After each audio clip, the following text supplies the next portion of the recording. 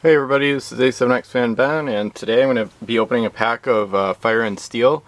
This is after they changed the name to Pirates of the Cursed Seas. They changed the overall name of the game and added the pocket model game part of it as well. This is the second to last set released. It's one of my least favorite sets. It has a lot of slow ships. It's a big set, has a lot of stuff in it. Some of it's good.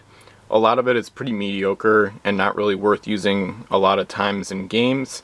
And you can see from the pack artwork they added a few new ship types, the Bombardier and the Switchblade.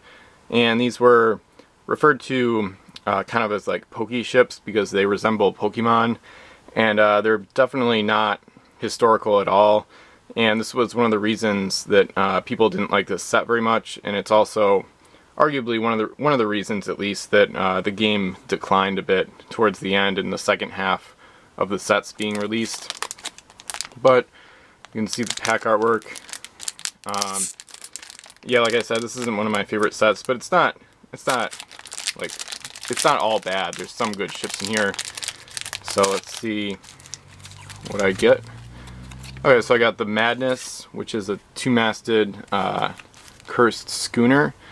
So this one has the cannoneer ability. It's not a particularly good ship. It's kind of overpriced for what you can do with it. Pretty much mediocre in every way. I don't really know why it's 12 points. It should be probably 8 or 9. And then you can see the artwork, similar to other cursed ships. It's kind of interesting artwork. Kind of different. Has a nice like grayish greenish color. And then one thing they did in Fire and Steel is they had stories. So basically this is the story for Montana Maze, which is an American crew. So they released these with every pack. And Rise of the Fiends, the set before Fire and Steel, it was kind of messed up in the distribution, so the stories were supposed to come in every pack, but they didn't. But for this set, they fixed it. And then this is the checklist, and then the rules, as usual. And before I get to that, I guess I'll just go to the other ships and stuff. So the other ship is the Delight, which is a pirate ship. This one has decent overall stats, but nothing really too special. And it has an ability that's kind of rare. Gets +1 to cannon rolls against targets without all their mass. So if the ship is already damaged that you're facing, you can take it out more easily. But usually that's not really that big of a deal. And it's also kind of hard to use. It's pretty situational. And then it has a random long-range cannon in there, along with most of them short range. So not really a great ship, especially for the pirates. The Delight isn't a particularly good ship. And then here we have a Cursed Oarsman for the crew treasure card, which is fine with me because I think I could use more Cursed Oarsmen. They have some good sack abilities in their fleet, mostly the Loki's Revenge and then El Phantasma from Ocean's Edge. And then we have Island Reef card.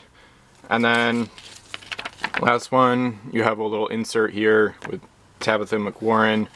And then here's one thing about the stories, the Chummaker story. So basically, if you got the Chummaker story, you could mail it in and then get the Chummaker, which is like a scorpion ship, similar to the ones released in the previous set, Rise of the Fiends. And that's another ship that wasn't really looked upon as a good addition to the game. So this one, pretty disappointing pack. It's kind of fitting, I guess, because Fire and Steel is definitely not one of the better sets out there. And actually, in the survey and the poll results, it actually scored as one of the lowest. I think it was like one of the top, or one of the bottom 3 least popular sets or whatever.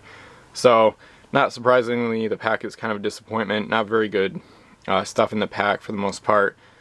And this was a pack opening of Fire and Steel. And this was A7X Fan Ben, and I'll see you soon.